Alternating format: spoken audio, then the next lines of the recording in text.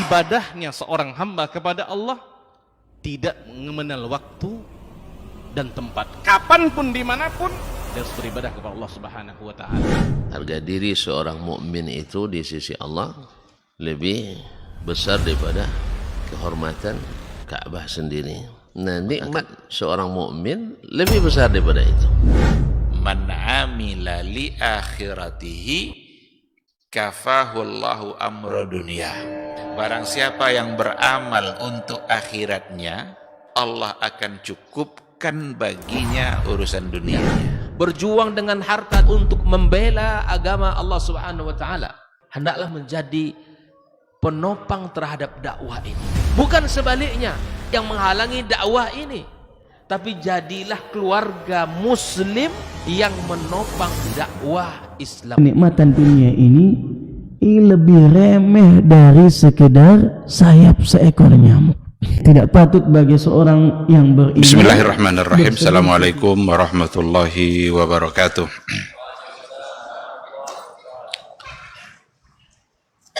Innal hamdalillah nahmaduhu wa nasta'inuhu wa nastaghfiruh wa na'udzu billahi min shururi anfusina wa min sayyiati a'malina.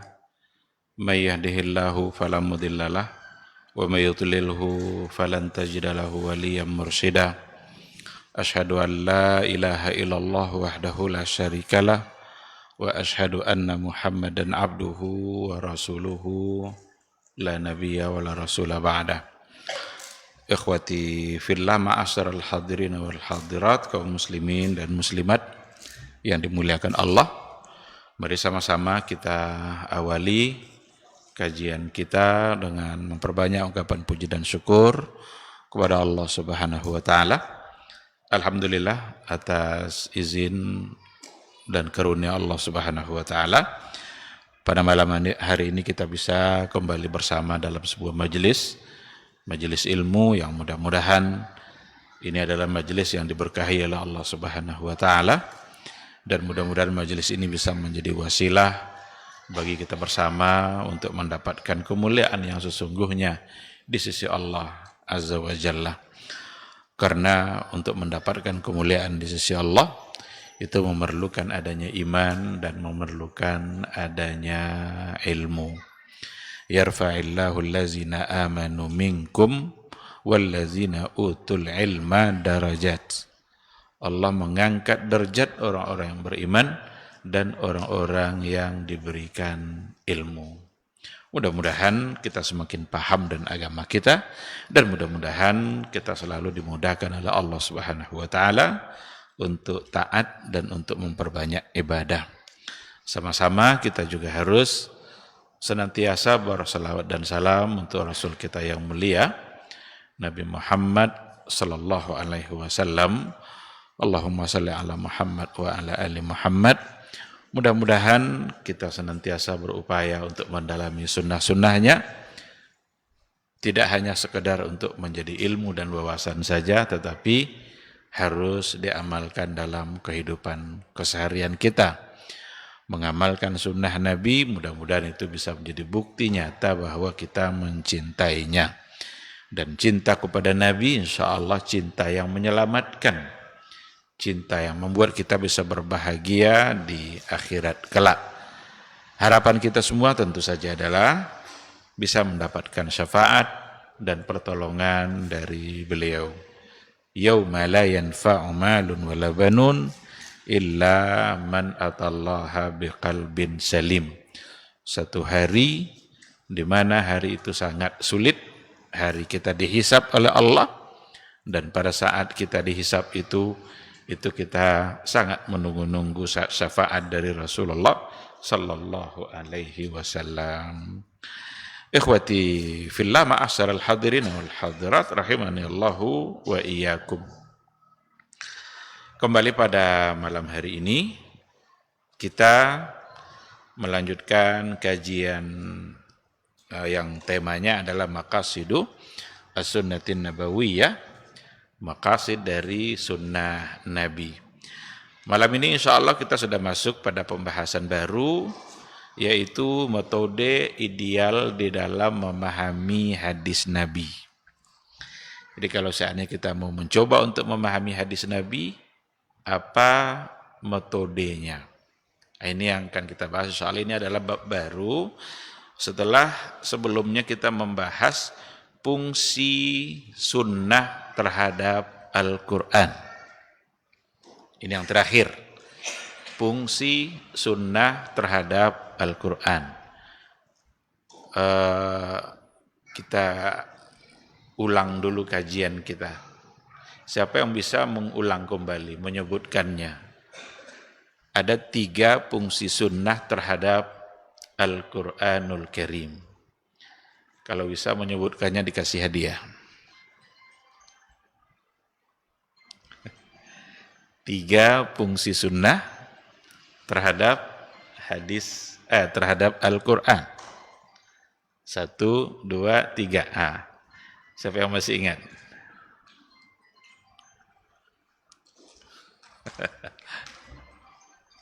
Tidak ada? Berarti tidak ada yang berhak mendapatkan hadiah malam ini.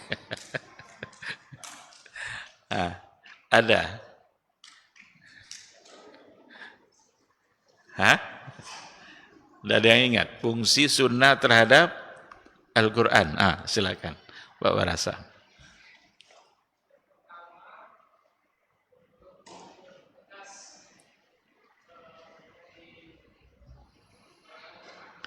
Mempertegas isi Al-Quran.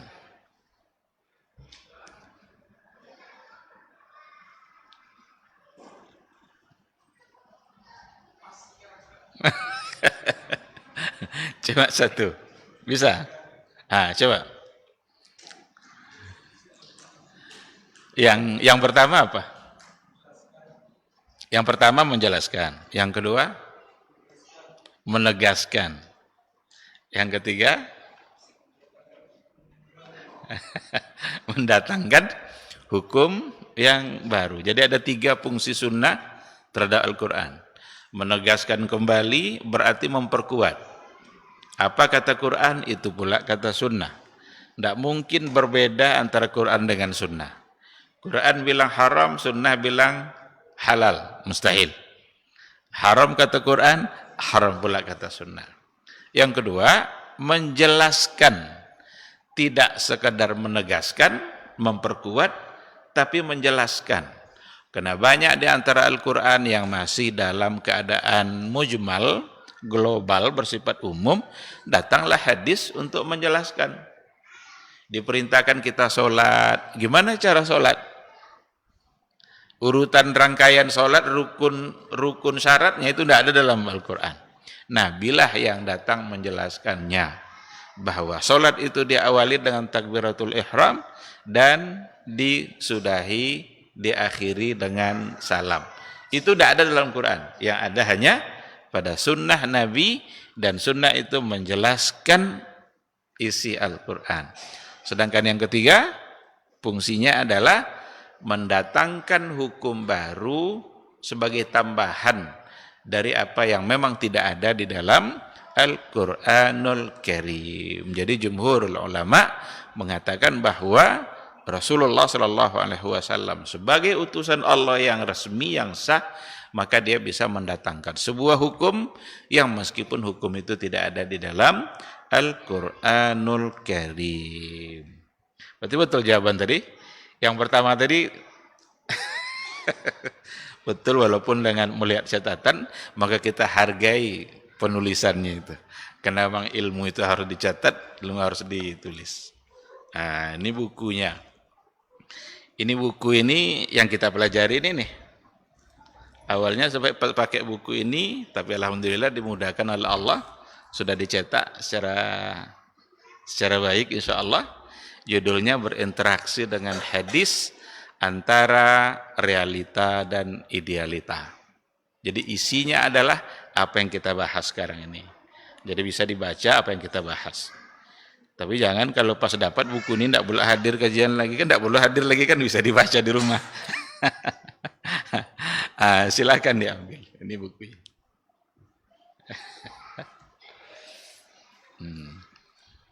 Silakan, barakallahu fikum.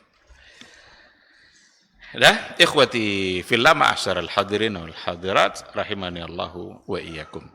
Sekarang kita masuk pada penjelasan atau bab baru, yaitu metode ideal di dalam memahami hadis Nabi. Bagaimana caranya kalau seandainya seseorang ingin memahami hadis Nabi? Apa yang harus dia lakukan? Apa metodenya? Metode ini menjadi penting agar hadis itu tidak dipahami secara salah. Karena kalau seandainya tanpa metode, berarti bisa-bisa orang terjebak pada kesalahan. Dan kesalahan metode akan berakhir pada kesalahan pemahaman hadis. Kesalahan metode akan menyebabkan banyak orang tersalah juga di dalam memahami hadis-hadis Nabi. Oleh karena itu, kesalahan yang terjadi pada kelompok liberal, kelompok Syiah, karena ada di buku itu tuh, ada pada bagian akhir nanti kita akan lihat kelompok-kelompok yang menyimpang di dalam memahami hadis. Seperti liberal, Syiah, kelompok Sufi, dan juga berbagai aliran kalam yang ada. Banyak di antara mereka yang menyimpang, salah karena kesalahan metode. Nah, oleh karena itu perlu bagi kita untuk mengenali metode memahami hadis. Yang pertama sekali yang harus dilakukan adalah memastikan kualitas kesahihan sebuah hadis. At-tahaqquq min sihhati al-hadisin nabawi. Ini langkah yang pertama sekali. Ini adalah langkah pertama ketika kita ingin mencoba untuk memahami hadis Rasulullah Sallallahu Alaihi Wasallam, yaitu memastikan kesahihan. Ini benar tidak hadis Nabi? Ini benar tidak hadisnya sahih?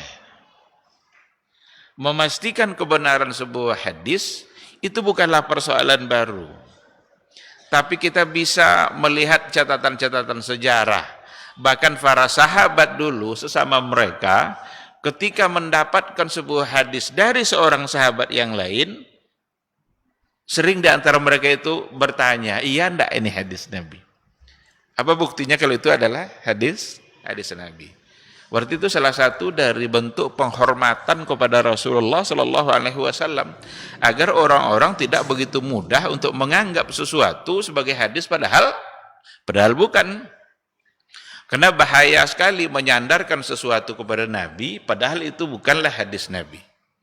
Maka dalam sebuah riwayat dikatakan oleh Rasul kita yang mulia, man kadzaba alayya muta'ammidan falyatabawwa maq'adahu minan nar.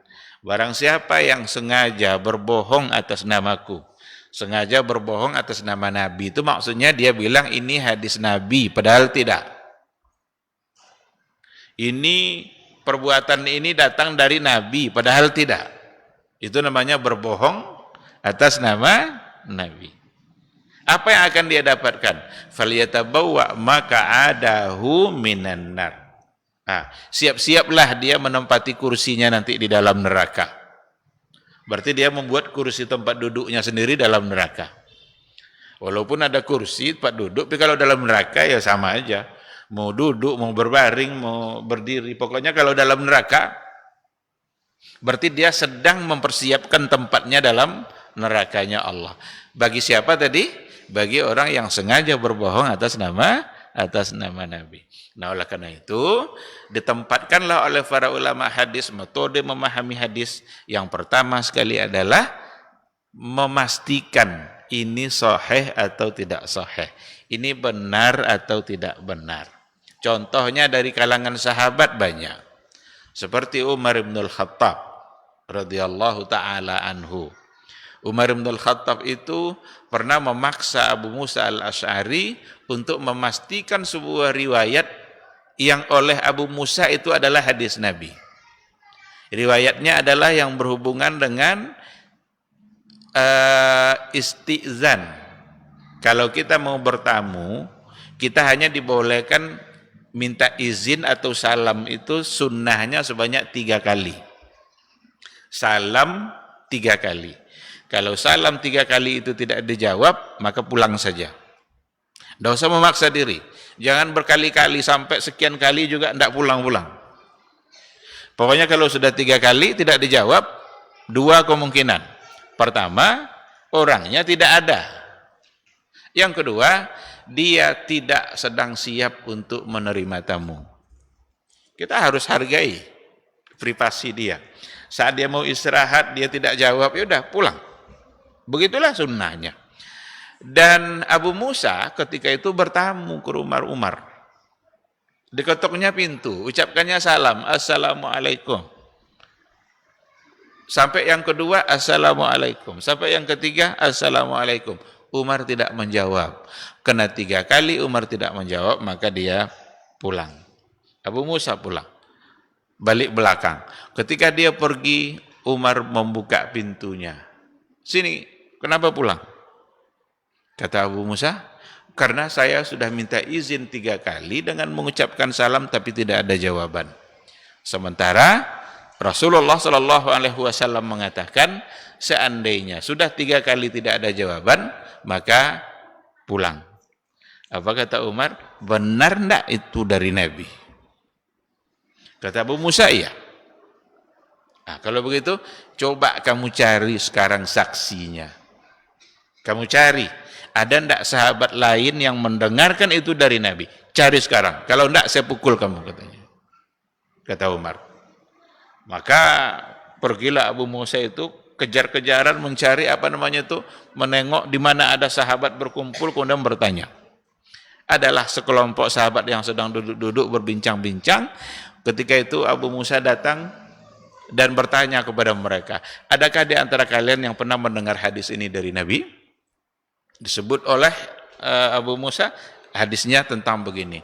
Kebetulan di situ ada Abu Ayyub Al-Ansari, yang juga sahabat Nabi. Kata Abu Ayyub Al-Ansari, saya pernah mendengar itu dari Rasulullah Sallallahu Alaihi Wasallam.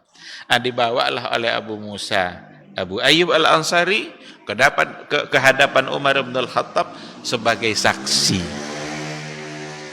Sebagai saksi bahwa apa yang dikatakannya tadi itu adalah benar-benar dari Rasulullah Sallallahu Alaihi Wasallam. Nah, ini yang begini-begini berarti adalah upaya untuk memastikan kesahihan sebuah hadis. Dan kisah-kisah seperti itu tidaklah hanya satu. Ada banyak riwayat yang lain. Seperti juga yang dilakukan oleh Abdullah bin Umar. Abdullah bin Umar itu anaknya Umar bin Al-Khattab. Abdullah ibnu Umar ibnu Al-Khattab.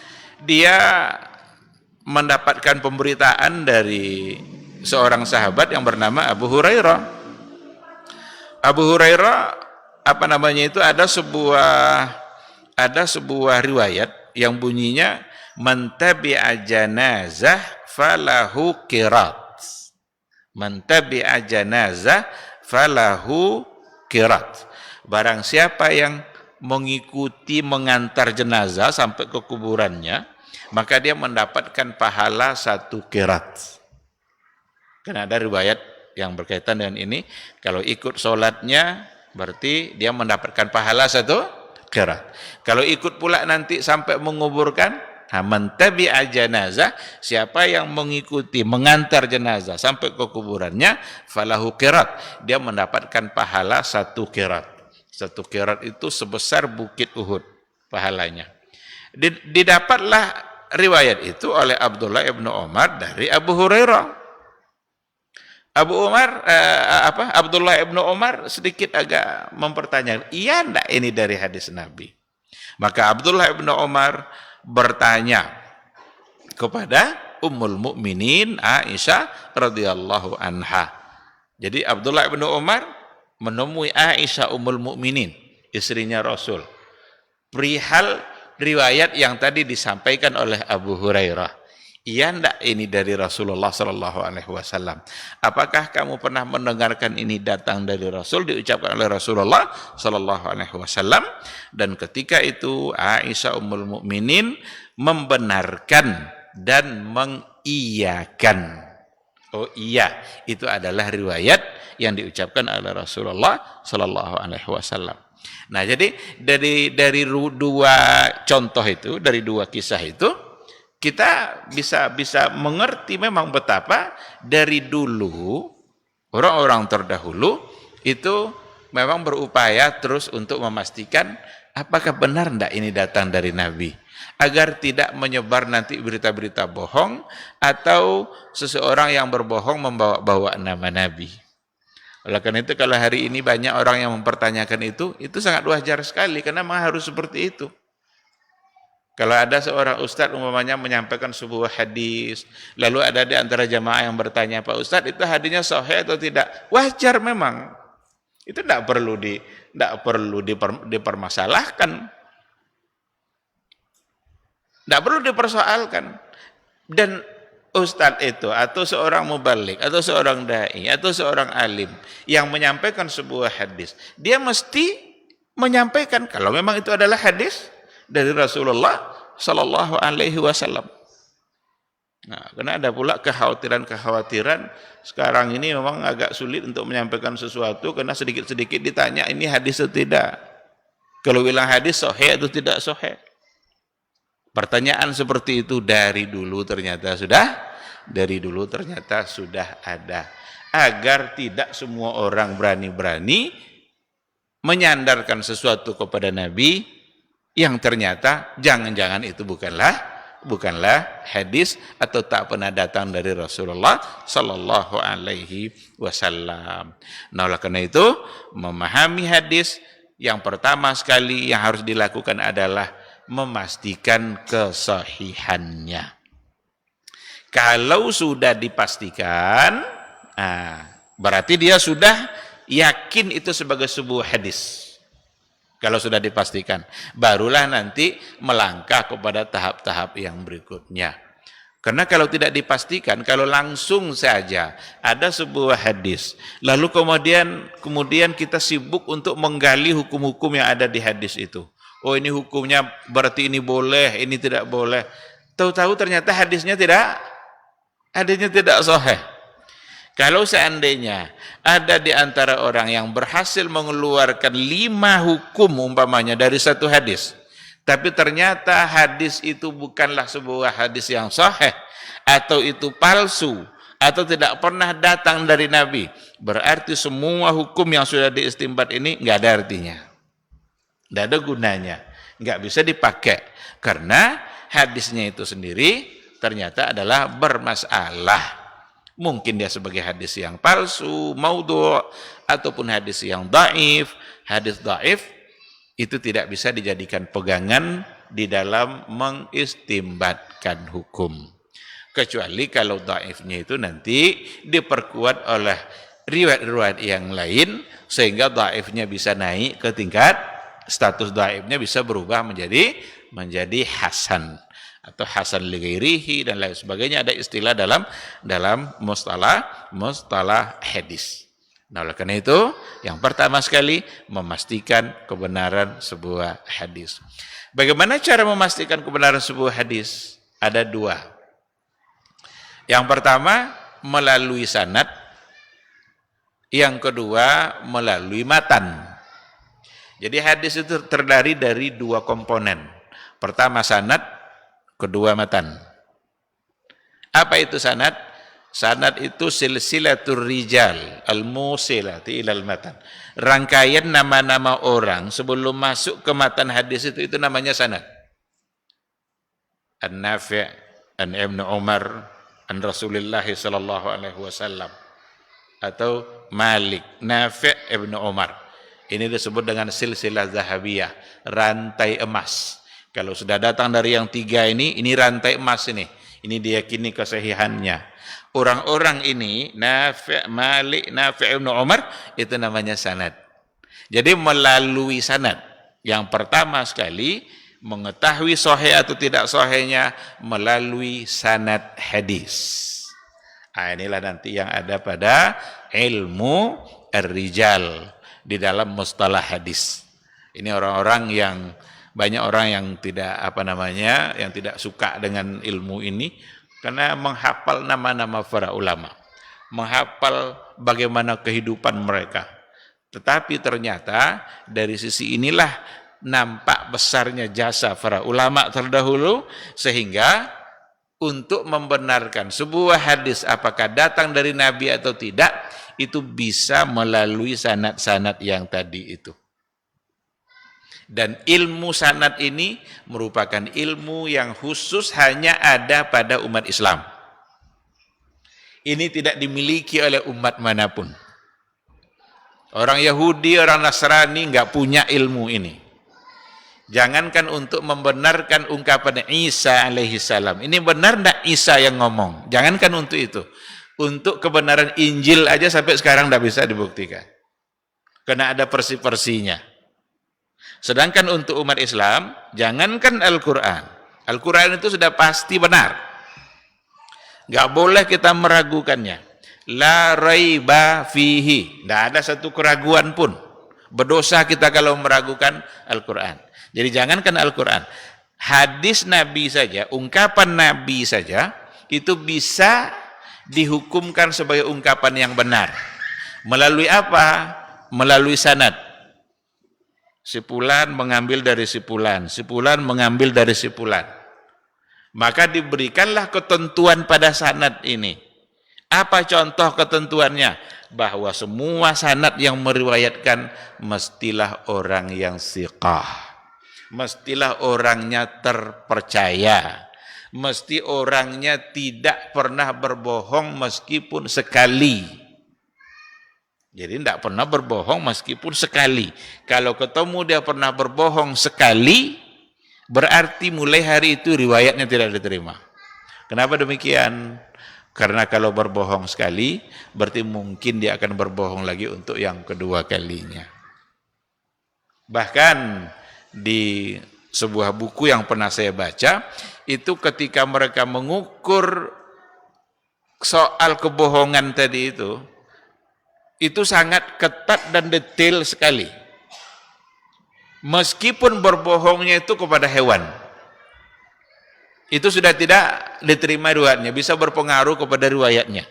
Berbohong kepada hewan itu, umpamanya dia manggil-manggil ayam atau manggil-manggil kucing, pura-pura ngasih makan, sampai kucing di depan dia rupanya di tangannya tidak ada makanan. Bohong enggak tuh? Jadi panggilnya kucing tuh, pus, pus, pus. Datanglah kucing itu.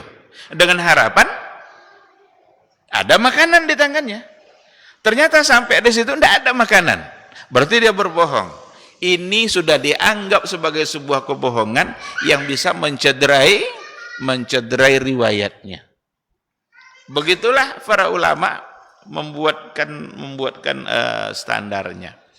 Oleh karena itu, mereka sebenarnya khawatir juga untuk menceritakan hal-hal yang seperti itu. Apakah itu bagian dari ghibah atau tidak? Jadi ketika para ulama membaca sejarah kehidupan ulama ini, dia pernah begini, itu ghibah enggak tuh? Jadi ada rasa takut mereka itu sebenarnya.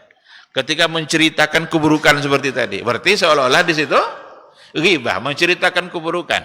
Tapi pada akhirnya mereka menyimpulkan, karena tujuannya ini adalah untuk menjaga agama, tujuannya untuk menjaga agama, berarti itu bukanlah ghibah yang salah atau ghibah yang berdosa.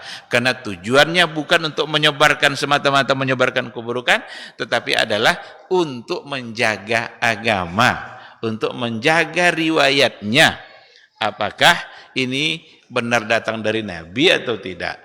Seandainya datang dari orang yang pernah berbohong, maka dia akan mudah pula untuk berbohong atas nama Rasulullah sallallahu alaihi wasallam.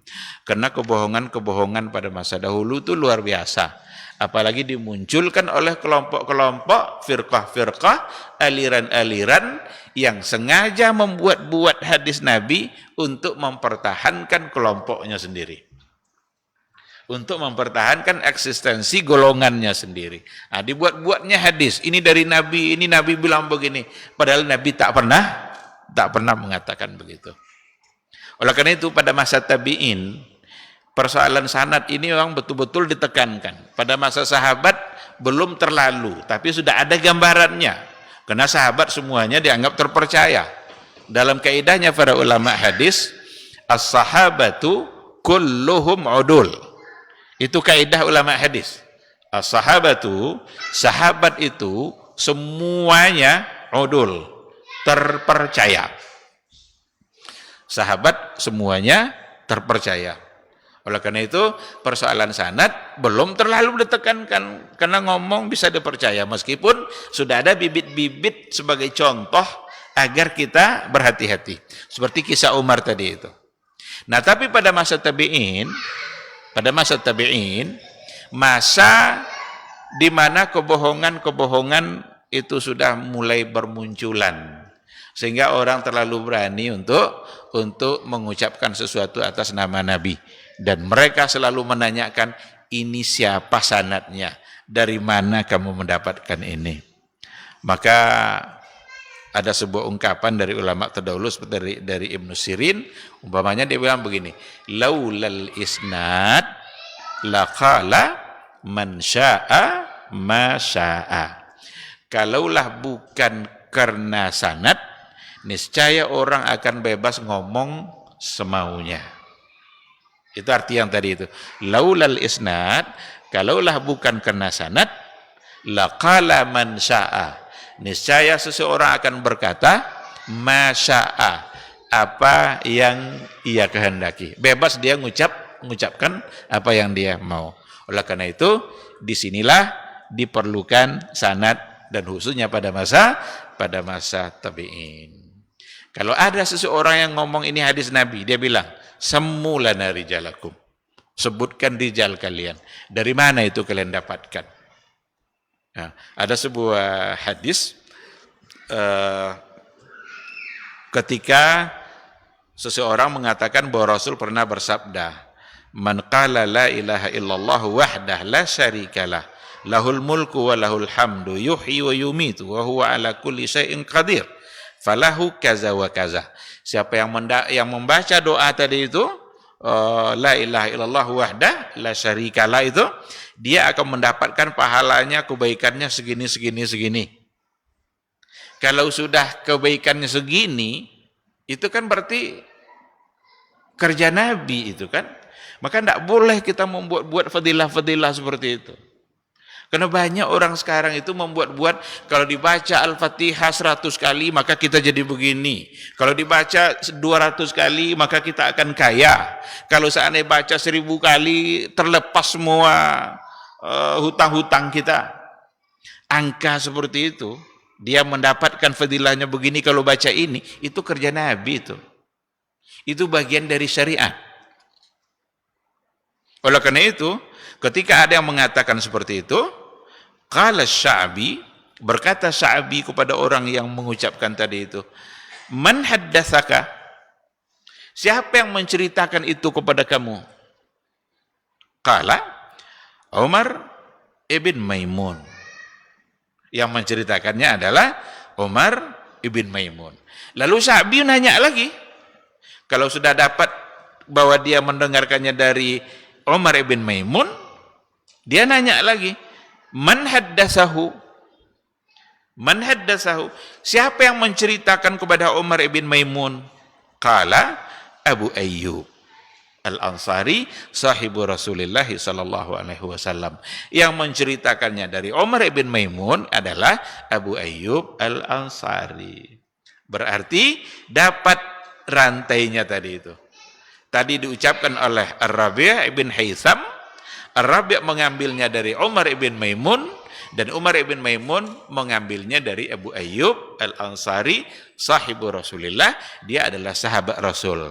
Kalau Abu Ayyub Al-Ansari sebagai sahabat, berarti sahabat mengambilnya dari Rasulullah sallallahu alaihi wasallam. Nah, begitu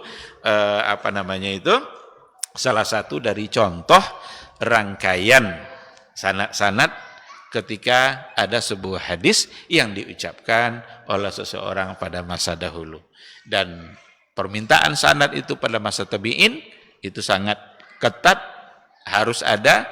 Kalau tidak, maka tidak akan diterima dia sebagai sunnah atau sebagai hadis Rasulullah sallallahu alaihi wasallam. Jadi para ulama mengukur, mengkaji kehidupan sanad tadi itu. Pertama, orangnya harus adil. Adil di sini maksudnya terpercaya. Bukan adil dalam menghakimi, tapi al-udul, al-adalah itu thiqah, terpercaya. Tidak boleh pernah berbohong, tidak boleh dia sebagai orang pelaku bid'ah, karena itu nanti akan membuat riwayatnya akan menjadi tertolak. Kemudian juga dia harus dhabit. Dhabit itu apa? Dhabit itu kuat hafalannya. Kalau dia tidak kuat hafalan, gimana mau diterima riwayatnya? Dibuktikan kuat hafalannya itu dengan tidak terlupa meskipun satu kata dari yang diucapkan oleh Rasulullah Sallallahu Alaihi Wasallam. Dhabit itu ada dua. Ada dhabit dari sisi hafalan, kekuatan hafalan, kapan ditanya dia ingat langsung. Dhabit dia. Ada nanti dhabit dari sisi tulisan, dhabit tulisan. Artinya ketika dia mendapatkan hadis itu lalu kemudian dia tulis dan tulisannya itu tidak tersalah, tidak menyalahi apa yang diucapkan oleh gurunya. Kalau dia punya salah satu dari yang dua itu, berarti dia dihukumkan sebagai orang yang dhabit. Bisa karena hafalannya kuat atau karena catatannya lengkap. Kalau sudah lengkap catatan, seandainya pun lupa, tapi bisa kembali kepada catatan.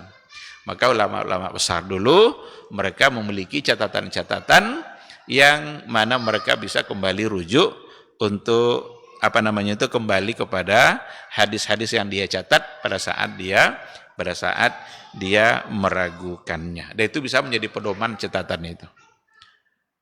Ada juga di antara mereka yang sangat kuat hafalannya, seperti Imam Bukhari, Imam At-Tabrani umpamanya. Saat di majelis dia tidak mencatat, dia fokus dia untuk mendengar. Cuma nanti sampai di rumah diulang kembali oleh dia catatannya.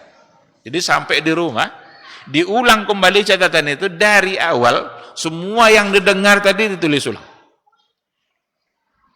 Sampai-sampai orang-orang yang menulis di majelis kadang nanya kepada Imam Bukhari, ini yang saya tulis ini benar nih? Padahal Imam Bukhari saat di majelis tidak nulis. Dia baru sampai rumah menulis, ditulis ulang oleh dia. Karena ada semuanya di pikiran dia. Oleh karena itu, dhabit itu ada dua. Ada dhabit sudur, ada dhabit sutur. Itu istilahnya. Dhabit dari segi hafalan atau dhabit dari kebenaran catatan. Ada yang memiliki salah satunya, ada yang juga padanya dua-duanya. Dia dhabit sudur sekaligus juga dhabit sutur. Begitulah kira-kira gambarannya tentang persoalan sanad. Dia harus bersambung. Tidak boleh sanad itu terputus. Kalau sanad terputus berarti hadisnya lemah. Umpamanya dari tabi'in langsung bilang dari Nabi. Berarti ada satu generasi yang hilang di situ. Apa itu? Sahabat. Ketika hadis datang dari tabi'in, dia menyandarkan kepada Nabi. Tabi'in ketemu Nabi enggak ketemu. Kalau enggak ketemu gimana mungkin tabi'in mengatakan ini dari Nabi? Mesti datangkan dulu ini sahabatnya siapa. Kalau tidak, berarti itu menurunkan kualitas hadisnya. Bisa-bisa sebagai hadis yang dhaif ditolak karena memang ada sanad yang terputus. Atau tabi'in tidak menyebutkan tabi'innya, langsung dari sahabat. Berarti itu akan merusak atau mengurangi status dari hadisnya. Begitulah rumusan para ulama tentang bagaimana kita memahami kesahihan hadis melalui sanad. Itu yang pertama. Jadi cara mengetahui sahih atau tidak sahih yang pertama melalui sanad. Sanad itu orang-orang yang mengambil hadis dari setiap generasi sampai kepada Rasul. Mesti orangnya sithah, orangnya terpercaya, hafalannya kuat, harus bersambung terus, tidak boleh terputus. Kalau dia terputus berarti membuat status hadisnya tidak sahih. Cara yang kedua itu adalah memastikan kesahihannya melalui lafaz, melalui matan. Jadi kalau tadi dari sanad, orangnya, sekarang dari matan. Ternyata sahih pun sanad, nah ini juga ada kaidah, ada kemungkinan meskipun sanadnya sahih, ada kemungkinan ternyata matannya tidak sahih. La yalzam, tidak mesti sahihnya sanad itu membuat matan juga langsung dihukumkan sahih. Oleh karena itu diperlukan pula cara yang kedua, mengetahui kebenaran hadis sahih atau tidaknya melalui matannya. Ditengok matannya itu. Bagaimana cara mengukur matan itu? Sahihkah atau tidak sahih? Ditengok. Apakah kira-kira bertentangan dengan Al-Quran atau tidak? Bertentangan dengan hadiskah atau tidak? Hadis yang lain. Ada hadis, tapi kalau bertentangan dengan hadis yang lain, berarti ini akan dipersoalkan. Tidak mungkin datang dari Nabi, bertentangan, dan dua-duanya sahih. Kan tidak mungkin kan? Pasti yang sahih adalah salah satunya. Nah, ada satu contoh, seorang perempuan namanya Fatimah binti Qais, yang datang memberitakan kepada Umar bin Al-Khattab. Apa kata Fatimah binti Qais kepada Umar bin Al-Khattab? Bahwa suaminya telah menceraikannya dan Rasulullah SAW tidak menetapkan untuknya tempat tinggal dan nafkah. Jadi Fatimah binti Qais bilang suaminya meninggal, lalu Rasul menetapkan atau tidak menetapkan untuknya tempat tinggal ketika suaminya meninggal. Ketika Umar mendengarkan perkataan Fatimah itu, dia langsung tolak. Karena Umar bin Al-Khattab mengingat sebuah ayat. Ada ayat dalam Al-Quran, la tukhrijuhunna min buyutihinna. Janganlah kalian keluarkan istri-istri kalian itu. Kalau kalian ceraikan dalam masa iddahnya, jangan dikeluarkan dari rumah. Tetap dia dalam rumah itu. Wala yakhrujna illa ayyatina bi fahishatin mubayyinah. Tidaklah nanti mereka keluar kecuali mendatangkan fahisyah, mendatangkan perbuatan-perbuatan yang keji. Jadi biarkan dulu dalam rumah. Itu Al-Qur'an. Sementara yang diucapkan oleh perempuan tadi, katanya Nabi tidak menetapkannya tempat tinggal. Berarti tidak berada pada tempat tinggal. Kata Umar apa? Bagaimana mungkin saya menerima perkataan seorang perempuan yang menyandarkan itu kepada Nabi, sementara perkataan itu bertentangan dengan Al-Qur'anul Karim. Oleh karena itu perlu disandingkan. Ada hadis atau ada orang mengatakan ini hadis, orang bilang ini dari Nabi, jika itu bertentangan dengan Al-Qur'anul Karim, berarti pasti itu bukan hadis. Atau kalaupun hadis, berarti hadisnya sudah dinasakh atau sudah dihapus hukumnya. Tidak mungkin lagi dianggap sebagai sebuah hadis. Nah, oleh karena itu perlu dilihat jika bertentangan dengan Al-Quran atau hadis yang sahih, maka berarti hadis yang satu ini dipermasalahkan. Bisa menjadi ditolak atau bisa dihukumkan sebagai hadis yang tidak sahih. Ada lagi caranya oleh para ulama, tengok uslubnya, tengok bahasa yang diucapkan. Karena ulama-ulama dulu dengan kecerdasan yang mereka miliki, mereka bisa mengukur ini bahasa ini tidak mencerminkan bahasa Nabi. Tidak mencerminkan bahasa Nabi. Ada satu contoh, sahabat mengatakan itu bukan hadis, karena tidak mencerminkan bahasa Nabi. Tidak mungkin rasanya Nabi mengucapkan itu. Apa contohnya? Arba'un la yasba'na min arba'.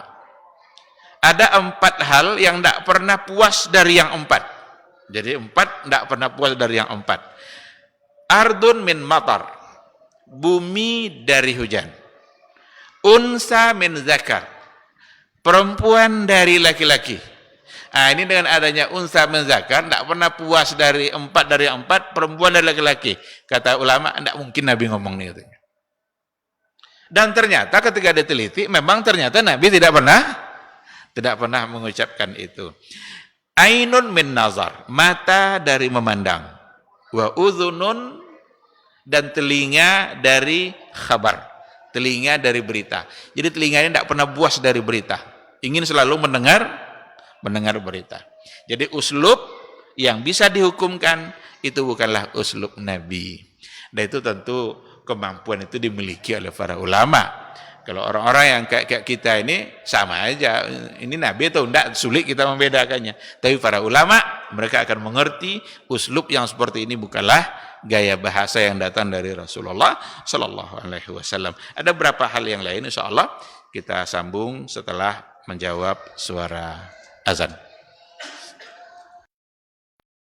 Ibadahnya seorang hamba kepada Allah tidak mengenal waktu dan tempat, kapanpun dimanapun dia harus beribadah kepada Allah Subhanahu wa Ta'ala. Harga diri seorang mukmin itu di sisi Allah lebih besar daripada kehormatan Ka'bah sendiri. Nah, nikmat seorang mukmin lebih besar daripada itu. Man amila li akhiratihi kafahullahu amra dunia. Barang siapa yang beramal untuk akhiratnya, Allah akan cukupkan baginya urusan dunianya. Berjuang dengan harta untuk membela agama Allah Subhanahu wa Ta'ala, hendaklah menjadi penopang terhadap dakwah ini. Bukan sebaliknya yang menghalangi dakwah ini, tapi jadilah keluarga muslim yang menopang dakwah Islam. Kenikmatan dunia ini lebih remeh dari sekedar sayap seekor nyamuk. Tidak patut bagi seorang yang beriman bersedih ketika tidak mendapatkan kenikmatan dunia. Nabi SAW katakan, la tahkiranna 'anil ma'rufi syai'a walau an talqa akhaka biwajhin taliq. Jangan kamu pandang remeh suatu kebaikan walaupun sedikit. Apa sedikitnya? An talqa akhaka biwajhin taliq, muka senyum kepada saudaramu.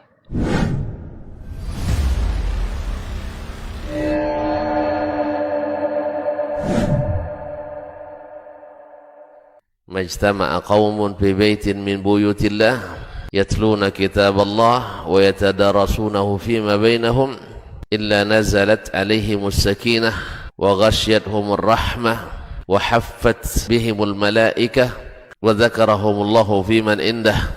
Tidaklah suatu kaum duduk di salah satu rumah Allah membaca ayat-ayat Allah dan sama-sama mempelajarinya, kecuali turun kepada mereka as-sakinah, ketentraman dan kenyamanan.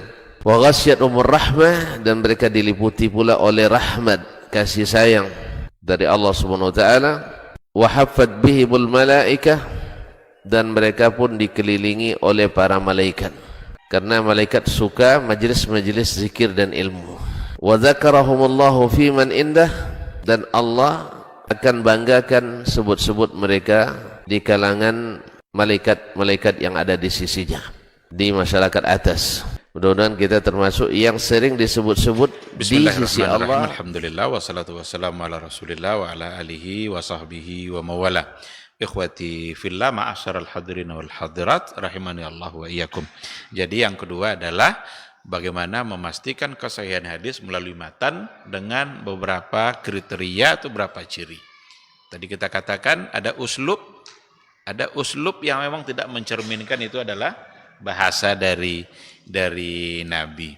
Yang seperti tadi itu bertentangan dengan Al-Qur'an. Ada contoh lain di sini, seperti la yadkhulul jannah waladuz zina wala syai'un min naslihi ila sab'ati abail jannah. Tidak akan pernah masuk surga anak zina sampai 7 keturunan. Ini dipastikan sebagai palsu. Kenapa demikian? Bertentangan dengan hadis sahih Al-Quran, bertentangan dengan Al-Quranul Karim.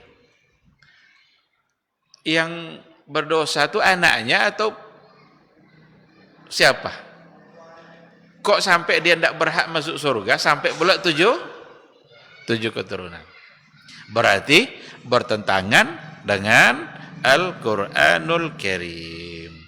Karena dalam Al-Quran dikatakan, wala taksibu kullu nafsin illa 'alaiha wala taziru waziratun wizra ukhra. Tidaklah seseorang itu menanggung beban dosa orang lain. Ayahnya yang bermasalah, tapi dia tidak ikut. Bahkan kalau seandainya ada anak zina, dididik secara baik, mungkin dia menjadi penghafal Quran, maka hafallah dia Al-Quran itu. Apakah kita akan mempersoalkan ayahnya?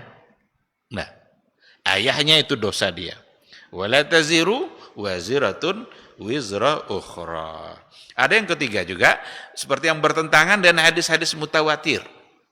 Ada satu riwayat, bunyinya begini.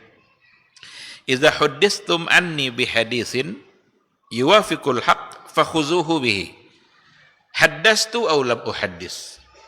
Kalau kalian diceritakan oleh seseorang dari saya sebuah hadis yang mana itu sesuai dengan kebenaran, maka ambillah.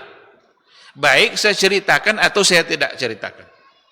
Baik datang dari saya atau bukan. Jadi kalau kalian mendengarkan sesuatu yang kalian nilai itu sesuai dengan kebenaran, ambil saja. Saya sampaikan atau tidak saya sampaikan. Itu ada hadis seperti itu. Ini entah dari kelompok mana datangnya ini. Jadi dulu banyak aliran-aliran, kelompok-kelompok yang ingin eksis. Jadi mereka buat hadis palsu itu. Pada masa Imam Ahmad itu hadis palsu itu bukan main banyaknya. Sampai Ibnu Abbas, Imam Ahmad maksudnya, sampai Imam Ahmad menyuruh anaknya menghafal hadis itu ratusan hadis. Hari ini hafal ini, hari ini hafal ini. Setelah hafal dia semuanya, apa kata Imam Ahmad kepada anaknya?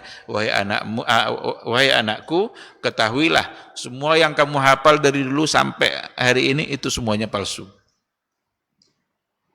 Mulai besok kamu hafal yang sahih. Diajarnya dulu yang palsu tuh.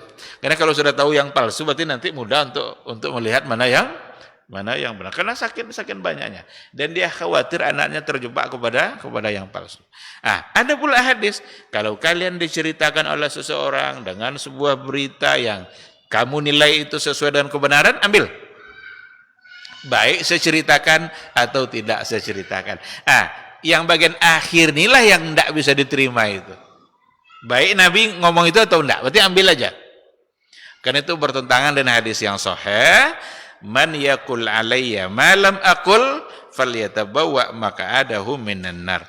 Barang siapa yang mengatakan sesuatu yang saya tidak pernah mengatakannya, maka siap-siaplah dia untuk masuk neraka. Ada di antara penyebabnya oleh para ulama juga bertentangan dengan akal sehat. Lafaz hadis diriwayatkan tapi bertentangan dengan akal sehat. Apa contohnya? Atau fakta sejarah, fakta kasat mata. Ada sebuah riwayat, ini dalam kitab Imam Asy-Syaukani, Al-La'ali Al-Mawdu'ah. Tapi hadisnya palsu. Bunyinya adalah, anna safinata Nuh alaihi salam tafa bil baiti wa sallat khalfal maqami rak'atain. Kapal Nabi Nuh itu dulu tawaf di Ka'bah, tawaf 7 putaran, setelah itu dia sholat 2 rakaat. Jadi kalau tawaf kan ada sholat sunat tawaf kan. Kapal Nabi Nuh itu tawaf dia 7 putaran di Ka'bah itu, dan sholat dia 2 rakaat setelah tawaf itu. Ini para ulama menghukumkannya sebagai hadis yang palsu, yang sama sekali tidak bisa dibenarkan. Apakah Ka'bah sudah ada pada masa Nabi Nuh? Kapan Ka'bah dibangun? Siapa yang membangunnya? Kan Nabi Ibrahim. Ketika Nabi Nuh, sudah ada Nabi Ibrahim? Kan belum. Ini yang bertentangan dengan fakta. Tapi ada ahli-ahli pendongeng dulu yang meriwayatkan hadis. Maka yang palsu-palsu itu biasanya datangnya dari pendongeng. Kalau sudah suka berbohong, dia suka mendongeng. Hari ini pun kalau ada orang suka mendongeng, dia akan mudah mendatangkan hadis-hadis palsu. Riwayat palsu. Karena memang hobinya mendongeng. Ada dulu seorang pendongeng juga menceritakan begini. Kalau nanti kalian makan, jangan baca bismillah. berarti syaitan ikut makan. Kan kalau tidak baca bismillah kan syaitan ikut makan. Nah, kalau kalian makan, jangan baca bismillah, maka syaitan ikut makan. Nanti pas minum, baca bismillah, maka syaitan akan kepedasan. Karena kalau baca bismillah berarti tidak ikut dia minum kan, tapi makan aja dia ikut kan. Ada riwayat itu, datang dari para pendongeng-pendongeng pada masa dahulu. Nah, karena itu hadis-hadis palsu itu banyak memang datang dari pendongeng. Sampai hari ini pun para pendongeng banyak mendatangkan hadis-hadis palsu. Kalau ada kisah-kisah palsu, yakinlah itu datang dari pendongeng. Ada lagi ciri-cirinya bertentangan dengan fakta ilmiah. Apa contohnya? Ambil satu contoh bertentangan dan fakta ilmiah. Innal arda ala sakhratin wa sakhratu ala qarni thawr. Fa iza harraka thawru qarnahu taharrakat as-sakhra fataharrakatil ardu wa hiya zalzalah. Apa katanya? Sesungguhnya bumi ini berada di atas batu besar. Dan batu besar itu berada di atas tanduk sapi. Apabila sapi itu menggerakkan tanduknya, maka bergerak pula lah batu itu. Lalu bergerak pula lah bumi. Terjadilah gempa bumi.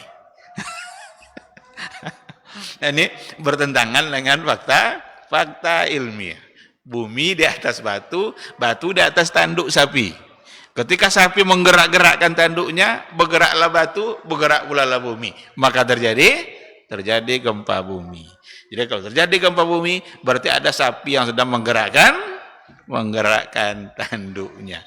Ini lagi-lagi palsu, sama sekali tidak pernah datang dari Rasulullah Sallallahu Alaihi Wasallam. Poin yang terakhir dikatakan, ada di antara riwayat yang terlalu membesarkan pahala untuk amalan yang sangat ringan. Itu salah satu ciri. Salah satu contoh di sini, man sallat duha kaza wa kaza raka'ah u'tiya sawaba sab'ina nabiyya.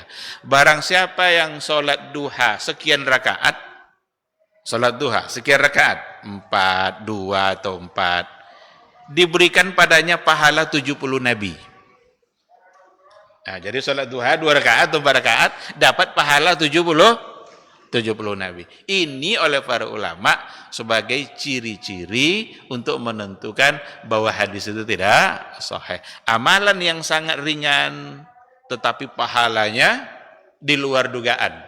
70 nabi coba, tidak pula satu nabi itu hanya karena 2 atau 4 rakaat duha. Nah, yang begitu-begitu berarti itu dihukumkan sebagai hadis yang palsu atau hadis yang dhaif. Kalau hadis dhaif berarti tidak bisa dipegang untuk beramal dan beribadah.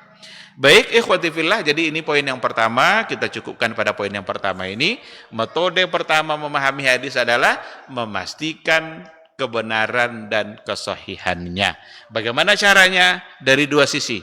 Bisa dari sanad dan bisa dari matan dengan kriteria dan cara-cara yang tadi sudah kita sampaikan.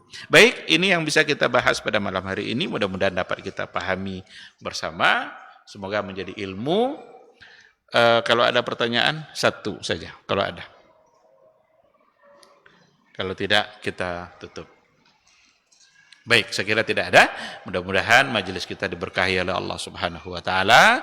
Semoga kita selalu dibukakan pintu hati kita untuk menambah ilmu dan diberikannya semangat untuk istiqamah berada di atas sunnah Rasulullah sallallahu alaihi wasallam. Terima kasih dan mohon maaf. Subhanakallahumma wa bihamdika asyhadu an la ilaha illa anta astaghfiruka wa atubu ilaik. Wassalamualaikum warahmatullahi wabarakatuh.